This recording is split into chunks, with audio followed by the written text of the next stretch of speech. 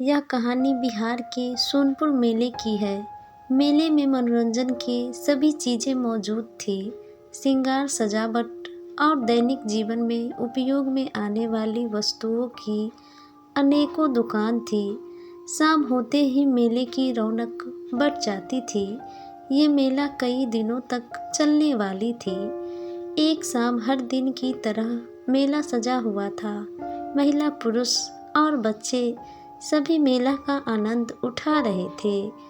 दुकानों में अच्छी खासी भीड़ उमड़ी थी।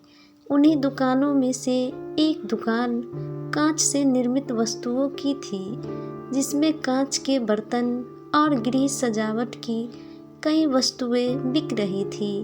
अन्य दुकानों की अपेक्षा उस दुकान में लोगों की भीड़ कुछ कम थी। एक सुनार भी उस दिन मेले में घूम रहा था।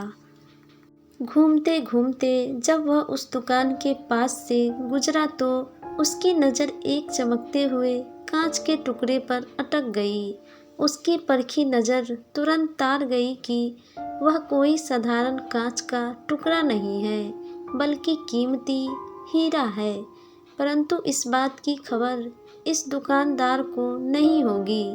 ये सोचकर वह दुकान में गया और उस हीरे को उठाकर दुकानदार से उसकी कीमत पूछने लगा। भाई, जरा इसकी कीमत तो बताना। दुकानदार बोला, ये मात्र 50 रुपये का है। सुनार लालची था। वह कम से कम कीमत में इस कीमती हीरे को खरीदना चाहता था। वह दुकानदार से मोल भाव करने लगा। नहीं भाई, इतनी कीमत तो मैं नहीं दे सकता। मैं तुम्हें इसके 30 रुपये दे सकता हूँ। 30 रुपये में तुम मुझे ये दे सकते हो तो दे दो। दुकानदार उस कीमत पर राजी नहीं हुआ। उस समय दुकान में कोई दूसरा ग्राहक नहीं था। सुनार ने सोचा कि थोड़े देर मेले में घूम फिर कर वापस आता हूँ। हो सकता है तब तक इसका मन बदल जाए और ये 30 रुपये में मुझे यह कीमती हीरा दे दे। यह सोचकर वह बिना हीरा खरीदे वहाँ से चला गया और एक कपड़े की दुकान पर गया। वहाँ पर कुछ कपड़े देखने के बाद वह फिर एक मिठाई की दुकान पर गया। कुछ समय वहाँ बिताने के बाद उसने सोचा, अब तो काफ़ी समय बीत चुके हैं। हो सकता है उस दुकानदार का मन बदल गया होगा। ये सोचकर वह दुकान की ओर बढ़ने लगा। उसी मेले में एक जमींदार घूम रहे थे।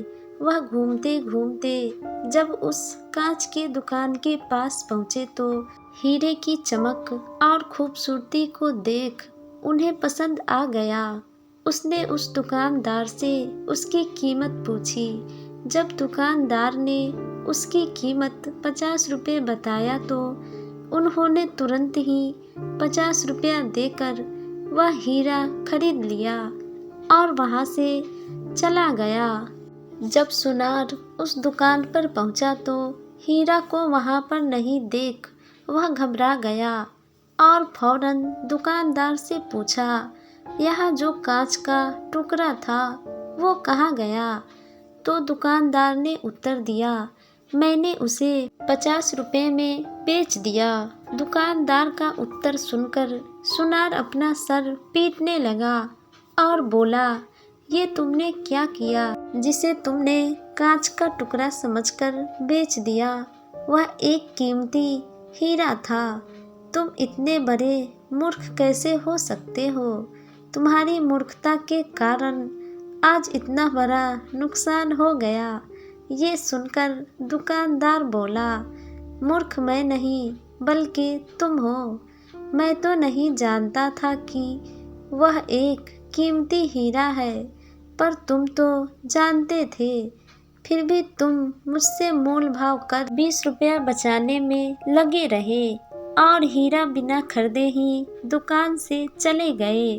दुकानदार का उत्तर सुन सुनार अपनी मूर्खता पर पछताने लगा और पछताते हुए खाली हाथ वापस लौट गया। मूर्खता और लालच दोनों नुकसान का कारण है। कभी कभी ज़्यादा पाने के लिए कुछ देना भी पड़ता है। इसीलिए कहा जाता है कि अगर कीमती चीज़ों की कीमत आपको मालूम है तो उसे खरीद लेना ही बुद्धिमानी होती है।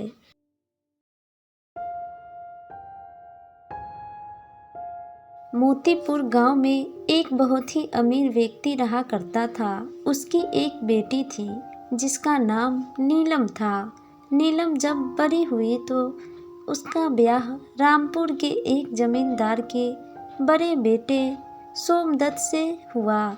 सोमदत्त पढ़ा लिखा व्यक्ति था पर उसे कोई काम नहीं मिल रहा था। उसने बड़ी मुश्किल से एक दफ्तर में नौकरी हासिल की। सोमदत्त मिलजुल कर रहने वाला व्यक्ति था, इसलिए वह अपने छोटे भाई सोहम और पिता के साथ एक ही घर में रहता था। एक दिन की बात है, जब सोमदत्त अपने दफ्तर चला गया तो उसका छोटा भाई सोहम अपने भाभी नीलम से मछली पकाने को कहता है। नीलम ने बचे तेल मसाले डालकर मछली बना दिया। सोहम जब खाना खा रहा था तो उसने अपने भाभी से बोला, दाल में तड़का नहीं लगाया था क्या? नीलम बोली, थोड़ा सा तेल था सो मैंने मछली में डाल दिया। बस इतनी सी बात पर दोनों में कहा सुनी हो गई। सोहम ने अपने भाभी के मायके को लक्ष्य कर ताना मारा, जिसे नीलम सह न सकी और उसने भी कह दिया, मेरे मायके में तो रोज इतना तेल मसाला दूसरे ले जाते हैं, कोई गिनता भी नहीं। सोहम तिलमिलाकर भाभी के ऊपर चम्मच फेंक मारता है। वह तो नीलम ने हाथ से रोक लिया, नहीं तो सिर माथा फूट जाता। इसके बाद नीलम रो पड़ी। इधर सोहम ने अपने पिता के आगे नीलम की बुराई की। बाप ने बेटे सोहम से बहू की शिकायत की। रात को जब सोमदत्त ने नीलम से बात चलाई तो नीलम फूट फूट कर रोने लगी और पति को बताया कि सोहम ने कैसे चम्मच फेंक कर मारा था और मेरे मायके की निंदा की थी। पत्नी का रोना और सोहम के ये व्यवहार की बात सुनकर सोमदत्त एकदम लाल पीला हो गया। अपने पिता के पास जाकर बोला, बाबा अब इस घर में मेरा निवाह न होगा। यहाँ या तो सोहम रहेगा या मैं। सोहम का अब मैं शकल तक नहीं देखना चाहता। सब चकित रह गए सोमदत्त के ऐसे तेवर देखकर। सम्मिलित परिवार की हिमायत करने वाला सोमदत्त एकदम कैसे बदल गया। वह यहाँ तक कह देता है कि सोहम को अपना भाई नहीं समझता। सोहम ने अपने भाई के मुख से ये सब सुनकर फूट फूट कर रोने लगा और उसने तुरंत घर से निकल जाने का फैसला किया। वह रोता हुआ अपने भाभी नीलम के पास गया और क्षमा मांगते हुए बोला कि अब वह घर से जा रहा है। नीलम ने सोहम की शिकायत तो की थी, पर वह नहीं जानती थी कि बात इतना बढ़ जाएगा कि वह दोनों भाई एक दूसरे से अलग हो जाएंगे। अब नीलम पछता रही थी कि मैंने क्यों शिकायत कर दी। उसने सपने में भी नहीं सोचा था कि सोमदत्त अपने छोटे भाई पर इतना बिगड़ जाएगा। वह अब पछता रही थी कि क्यों मैंने इसकी शिकायत कर दी। वह रोती हुई अपने पति के पास गई और बोली, सुनिए जी, इन्हें माफ़ कर दीजिए। मेरा जीभ जल जाए जो मैंने ये झगड़ा लगाया। अब मुझसे ये गलती नहीं होगी। ये सुनकर सोमदत्त का हृदय पिघल गया और उसने सोहम को गले लगा लिया और उसे डांटते हुए बोला कि अब दोबारा से ऐसी गलती मत करना। ये देखकर नीलम के ससुर ने कहा, अगर बहू समझदार हो तो घर के झगड़े यूं ही सुलझ जाते हैं। अगर बहू चाहे तो बिगड़ता हुआ काम भी बना सकती है।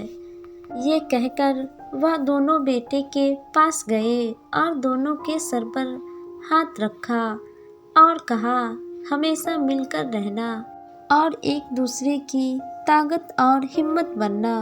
ये कहकर सारे परिवार फिर से मिलकर रहने लगे और अपना जीवन बिताने लगे।